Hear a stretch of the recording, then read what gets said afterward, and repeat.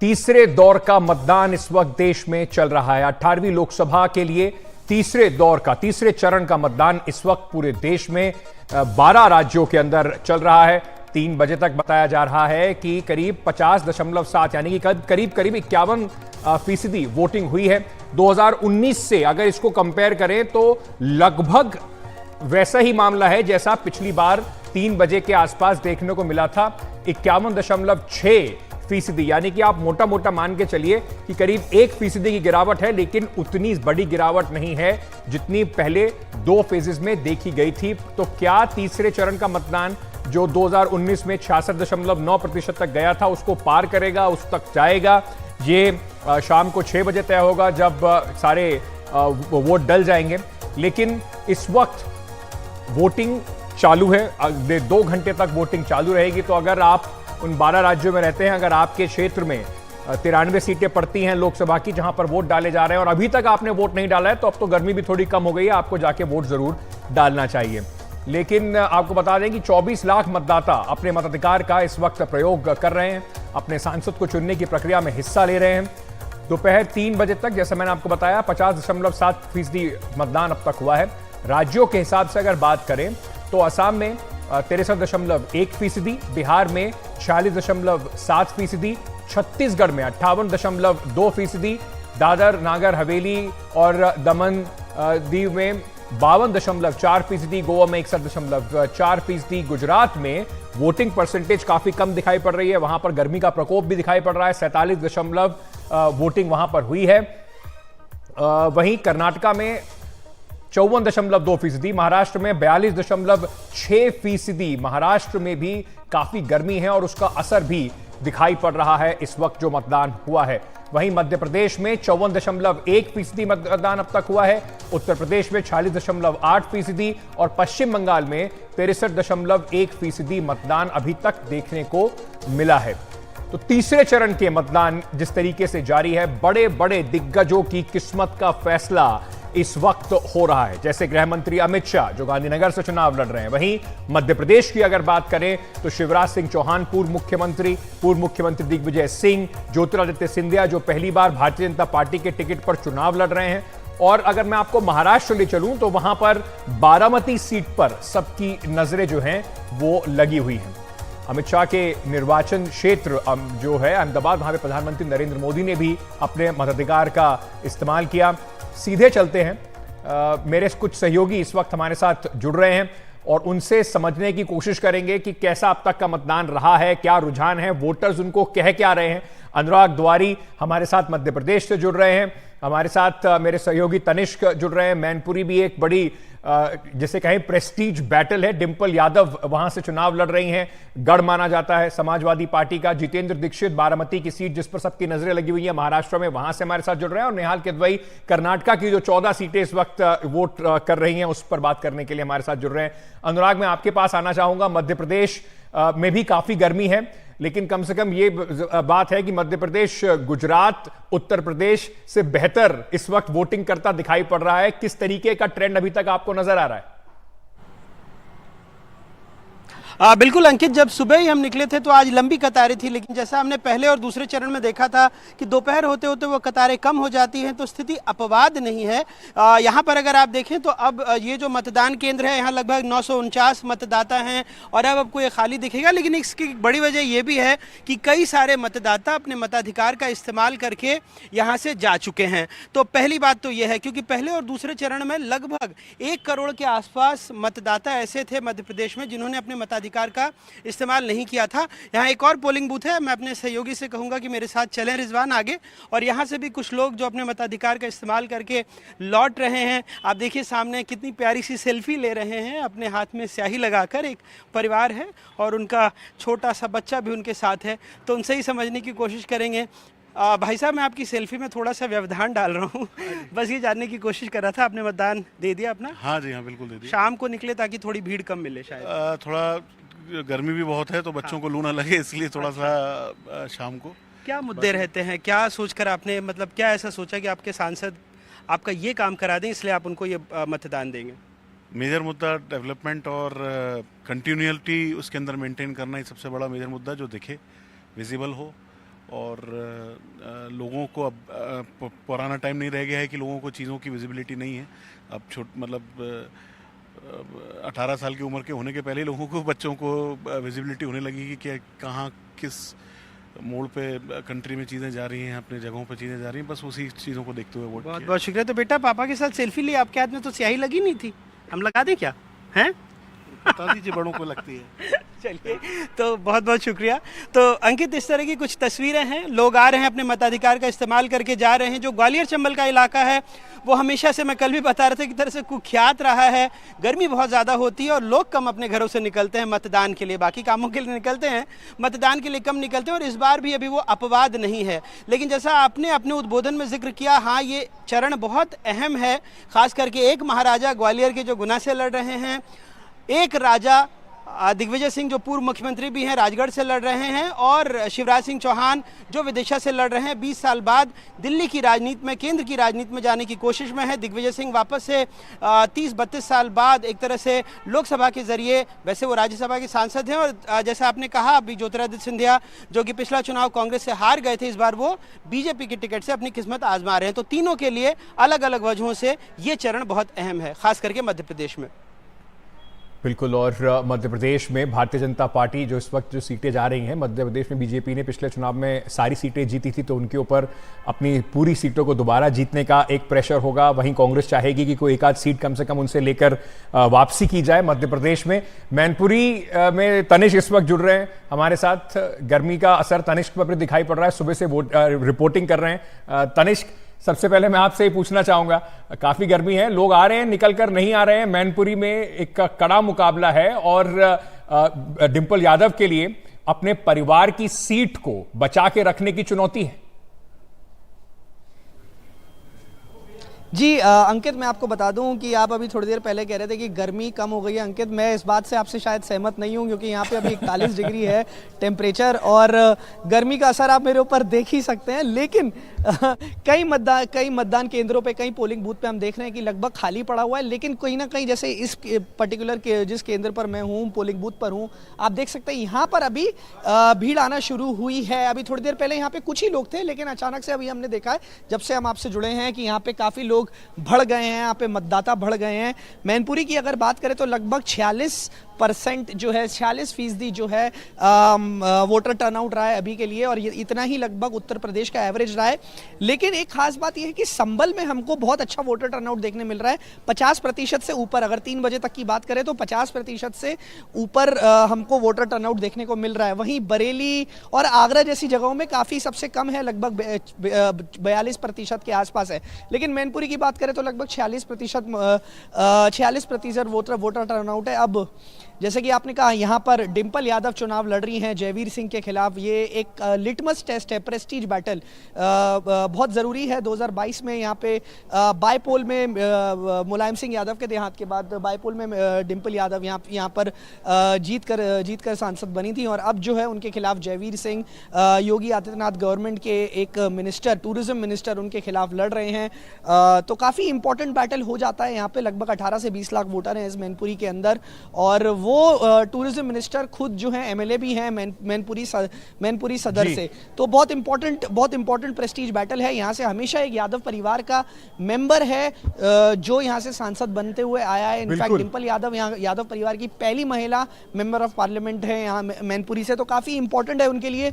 और तीसरे चरण में मैनपुरी, चौथे चरण में कन्नौज, जहाँ अखिलेश यादव ने खुद चुनावी जंग में उतर रहे हैं सुब्रत पाठक के खिलाफ। तो अगले आने वाले चरण और भी ज्यादा रोमांचक होने वाले हैं। अभी फिलहाल के लिए इस तीसरे चरण में जो है मैनपुरी एक बहुत इंपॉर्टेंट सीट है। ठीक है, तो तनिष्क बता रहे थे कितना जरूरी है वहां पर ये प्रेस्टीज बैटल यादव परिवार के लिए भी है। जिस तरीके से तनिष्क गर्मी से जूझ रहे हैं, आप सोचिए वोटर्स को इसी गर्मी से जूझकर वोट करने के आना पड़ता है, लाइन में खड़ा होना पड़ रहा है। लेकिन क्योंकि अब आखिरी के 2 घंटे बचे हैं, तो उसमें जाहिर सी बात है थोड़ा सा और वोटिंग परसेंटेज जरूर बढ़ेगा। जितेंद्र दीक्षित हमारे वरिष्ठ सहयोगी इस वक्त हमारे साथ बारामती महाराष्ट्र से जुड़ रहे हैं। बारामती की जब भी बात हुई है, जैसे जितेंद्र भी कल भी हमें बता रहे थे, शरद पवार के नाम से और उन्हीं की साख से ये सीट जानी जाती थी। लेकिन इस बार पवार वर्सेस पवार की जो लड़ाई है, जितनी गर्मी बारामती में है जितेंद्र, उतनी गर्मी क्या वोटर्स में भी दिखाई पड़ रही है? वो आके अपना मताधिकार का किस तरीके से, किन मुद्दों पर, किन चेहरों पर बात कर रहे हैं? देखिए, आज अगर बारामती की बात करें तो बारामती में जो पारा था, तापमान था 39 डिग्री सेल्सियस, ये हाईएस्ट तापमान था बारामती का, और इसका असर दोपहर के वक्त दिखाई पड़ा। लेकिन सुबह के वक्त की अगर मैं बात करूं तो सुबह मतदाताओं में इतना उत्साह था कि पोलिंग बूथ खुलने से पहले ही हमने देखा कि मतदाताओं की लंबी लंबी कतारें लगनी शुरू हो गई थी तमाम पोलिंग बूथों पर। लेकिन दोपहर होते होते जैसे गर्मी बढ़ी, तो उसके बाद जैसा गर्मी के मौसम में जब भी चुनाव होता है तो जैसा होता है, यहाँ पर भी देखा गया कि मतदाताओं की संख्या कम हो गई। लेकिन अब जैसे शाम होने को आई है तो हम फिर देख रहे हैं कि एक बार मतदाताओं की संख्या धीरे धीरे फिर से एक बार बढ़ रही है, फिर से मतदाता एक बार जो है बड़ी तादाद में पोलिंग बूथ की तरफ आ रहे हैं। तो उम्मीद की जा रही है कि अगले जो घंटे 2 घंटे में जो वोटों का प्रतिशत है, मत प्रतिशत है, वो उसमें बढ़ोतरी होगी।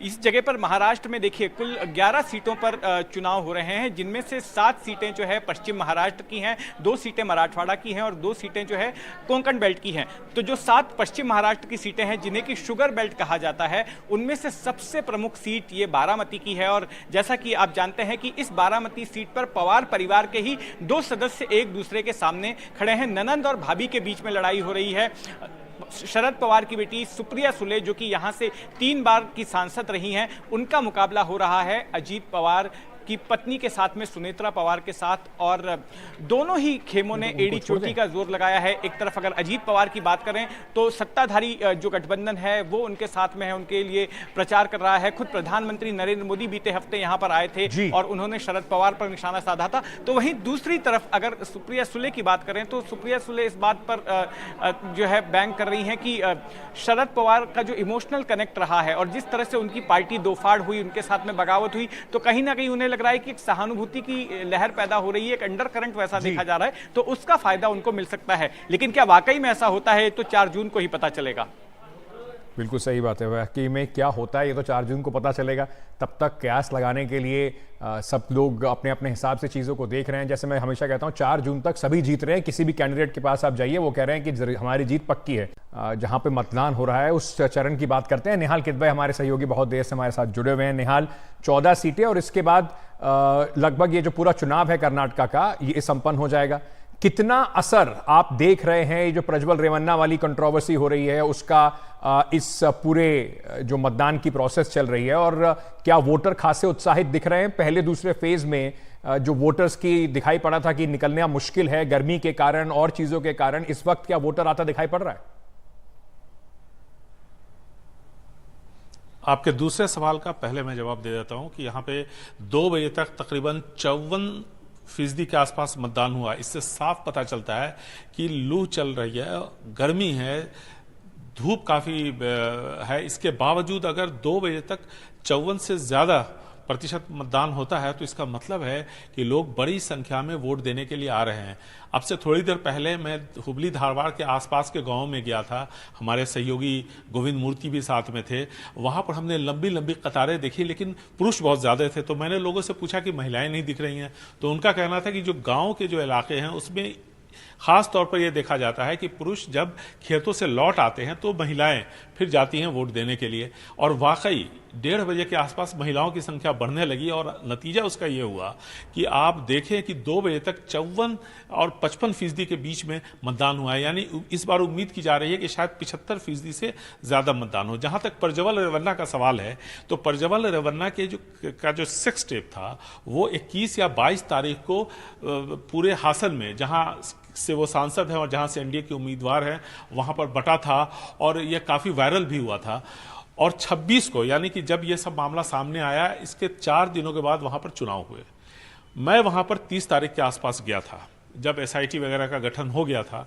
उस वक्त जब मैं वहां गया तो शहर के इलाकों में वाकई प्रज्वल रेवन्ना को लेकर लोगों में गुस्सा था, लेकिन जब गांव के इलाकों में गया तो वहां पर लोगों ने मुझे बताया, लगभग मैं 4-5 गांव में गया, वहां लोगों ने कहा कि उन्हें प्रज्वल रेवन्ना से कुछ लेना देना नहीं है, एचडी कुमारस्वामी से नहीं लेना देना, उनके भाई एचडी रेवन्ना से कुछ लेना देना नहीं, बल्कि उनके लिए उनके प्रेस्टीज, उनके जो प्रतीक हैं वो है देवेगौड़ा, और वो वोट देवेगौड़ा के नाम पर दे रहे हैं, चाहे कोई भी उम्मीदवार हो, जैसा भी उम्मीदवार हो, क्योंकि देवेगौड़ा की उम्र 90 साल के आसपास है और शायद वो उनका आखिरी चुनाव हो, इस तरह की वो बातें कर रहे थे गांव में, और इसलिए जेडीएस को इन सभी प्रकरण के बावजूद वहां पर वोट पड़े हैं।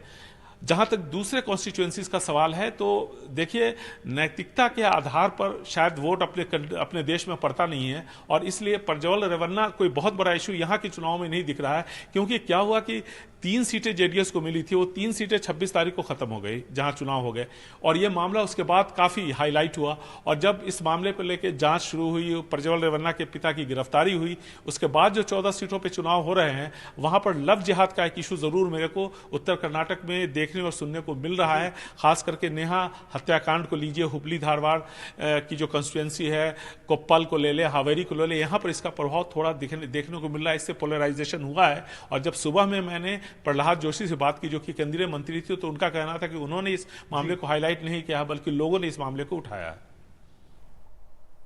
तो जैसे बता रहे थे निहाल कि मुद्दा है, लोग बात कर रहे हैं, लेकिन ज्यादा जो इस वक्त का जो चुनाव है उसमें कहीं ना कहीं एक रिलीजियस पोलराइजेशन जिसे बार बार कहते हैं, इस हत्याकांड के बाद वो देखने को जरूर मिल रही है। किसको फायदा किसको नुकसान वो तो 4 तारीख को ही चलेगा पता। मेरे सहयोगी हिमांशु भी इस वक्त हमारे साथ जुड़ रहे हैं। आगरा से उत्तर प्रदेश में चुनाव जारी है। हिमांशु, बहुत गर्मी वहां पर भी है, लेकिन किस तरीके का उत्साह, क्या मुद्दों पर वहां पर जनता बात करती नजर आ रही है? देखिए, यहाँ पर 3 बजे के आसपास जो मतदान था वो 43% के करीब हुआ था। आज सुबह मतदान बहुत तेज़ी से शुरू हुआ। हमने बहुत सारे ग्रामीण इलाकों में देखा कि जो लंबी कतारें वोटर्स की लगी हुई थी, लेकिन उसके बाद बीच में जब गर्मी बढ़ी, एक समय तापमान 40-41 डिग्री सेल्सियस तक पहुँच गया था, तो उस वक्त अचानक से मतदान की रफ्तार में कुछ गिरावट बहुत साफ दिख रही थी अलग अलग पोलिंग स्टेशंस पे। लेकिन उसके बाद से अभी गर्मी थोड़ी कम हुई है और एक बार फिर लोग घरों से बाहर निकले। मैं इस वक्त एक पोलिंग बूथ के सामने हूं और आप देख सकते हैं कि यहाँ अब भी लोग अच्छी संख्या में मतदान करने के लिए यहाँ पर आ रहे हैं। और इस बार आगरा में जो अधिकतर लोगों ने मुझे बताया यहाँ पर, उनके लिए सबसे बड़ा मुद्दा जो है वो आगरा के विकास का है। विशेषकर जो ग्रामीण क्षेत्र है आगरा और फतेहपुर सीकरी में, वहाँ पर लोग चाहते हैं कि सड़कें, बिजली और पानी की सप्लाई, इन सब की जो व्यवस्था है उसमें सुधार होना चाहिए। मेरे साथ कुछ मतदाता हैं यहाँ पर अंकित, और उनसे समझने की कोशिश करते हैं कि इस बार 2024 के लोकसभा चुनाव जो हैं वो 2019 के चुनाव से कैसे अलग है। क्या नया है इस बार मतदाताओं के लिए और क्या सोचकर आपने मतदान किया है? देखिए, आज का जो मतदाता है बहुत ही जागरूक है और वो अपने वोट का प्रयोग करने के लिए ना गर्मी देख रहा है ना धूप देख रहा है। 2019 से बहुत ज़्यादा आज जागरूक है व्यक्ति, और ना गर्मी धूप कुछ ना देखते हुए वो लाइन में कतार में लग के अपना वोट का प्रयोग कर रहा है। वोट का प्रयोग कर रहा है, ये महत्वपूर्ण बात है, क्योंकि नसीम भी मेरे साथ हैं, मेरे सहयोगी एनडीटीवी के जर्नलिस्ट हैं आगरा में। नसीम, पिछले बार जब चुनाव हुआ था 2019 में, तो कितना प्रतिशत मतदान हुआ था आगरा में और इस बार क्या बदलाव कुछ दिख रहा है? देखिए, बता दें, जो पिछली बार फतेहपुर सीकरी जो लोकसभा थी वहाँ 60% मतदान हुआ था और आगरा में हुआ था 59% मतदान। लेकिन जब सुबह मतदान था उसका बड़ा धीमी चाल थी, हम लोग कई बूथ पर गए, बड़ी धीमी चाल थी। फिर आगरा में चूँकि तापमान 42 डिग्री सेल्सियस हो गया था, अब इस समय शायद 45 क्रॉस कर गया होगा, तो उसके बाद वोटर रुक गया था। लेकिन अब देख रहे हैं वोटर बढ़ रहा है, और अभी जो हमारे पास जो आया 3 बजे का, 3 बजे में फतेहपुर सीकरी में 46% मतदान हो चुका है और आगरा में 43%। तो लगता है कि जो पिछली बार 60% मतदान था, 60-65 के बीच में मतदान हो सकता है, इस संभावना व्यक्त की जा रही है। इस तरह से बोला ये एक अच्छी खबर है अंकित, क्योंकि देखिए पहले 2 चरण में सबसे ज़्यादा चिंता इस बात को लेकर थी कि चुनाव आयोग ने अलग अलग राज्यों में जिला प्रशासन, राज्य सरकारों के साथ मिलकर कैंपेन चलाया था। वोटरों को उत्साहित करने के लिए कोशिश थी कि उनको ज़्यादा से ज़्यादा इन्वॉल्व किया जाए, विशेषकर जो फर्स्ट टाइम वोटर हैं, जो युवा मतदाता हैं, जो महिला मतदाता हैं। और लेकिन पहले 2 चरण में इसका बहुत ज़्यादा असर होता नहीं दिखा है। लेकिन आप इस बूथ पर भी देख सकते हैं यहाँ पर कि इस तस्वीर में आपको ज़्यादा महिला मतदाता यहाँ पर आपको नज़र आएंगे, और ये लोग पास के गांव के इलाकों से यहाँ पर आए। कहाँ से आए आप लोग? कहाँ से? जी, मतदान करने आए हैं आप लोग? मतदान कर रहे हैं। तो आपकी जैसी जो ग्रामीण महिलाएं हैं, आपकी क्या समस्या है, क्या सोचकर आपने अपना मतदान किया है? समस्या तो बहुत है। क्या क्या है? लेटिन फेटिन सब गंदी पड़ी रहती है, कोई नहीं आता चक्कर मारने के लिए। गंदगी में लेटिन बाथरूम कर रहे हैं बच्चियाँ हमारी, सब ऐसी जाती हैं। तो ये सब सुविधाएं, बुनियादी सुविधाएं जो है ग्रामीण इलाकों में होनी चाहिए। आप लोग कहाँ से आए? पहले हम यहाँ रहते थे। जी, आपके जैसे जो लोग हैं, मतदाता हैं, उनके लिए क्या इस बार सबसे महत्वपूर्ण मुद्दा है? क्या सोच के आप मतदान करेंगे? भैया हम तो यही चाहेंगे कि सबका भला कर रहे हैं तो भला ही कर रहे हैं। भला करेंगे। हाँ गाँवों का विकास होना चाहिए। हाँ, और क्या होना चाहिए। जी, जो अब तक अच्छा करते आए तो आगे भी अच्छा करें। आगे भी अच्छा करें। हाँ। तो एक ऐसी सरकार को सोचकर लोगों ने आगरा में मतदान किया है, जो उनको बुनियादी सुविधाएं देगी, जी। जो आगरा का विकास करेगी। और ये सेंटिमेंट अलग अलग इलाकों में, न सिर्फ आगरा में अंकित, बल्कि फतेहपुर सीकरी में भी, जो एक पास का सटा हुआ संसदीय क्षेत्र है, वहाँ भी हमें देखने को मिला है। अंकित जी, फतेहपुर सीकरी में अभी कुछ दिनों पहले प्रियंका गांधी का एक बड़ा रोड शो हुआ था। वहां से एक कारगिल लड़ाई युद्ध के जो एक वेटरन फौजी हैं उसको कांग्रेस ने मैदान में उतारा है। तो किसके तरफ मतदान जाएगा ये 4 तारीख को पता चलेगा, लेकिन ये देखकर थोड़ा अच्छा लग रहा है कि कम से कम पहले और दूसरे चरण की जो उदासीनता थी, थोड़ा सा उससे बेहतर मतदान होता इस वक्त तीसरे चरण में दिखाई पड़ रहा है।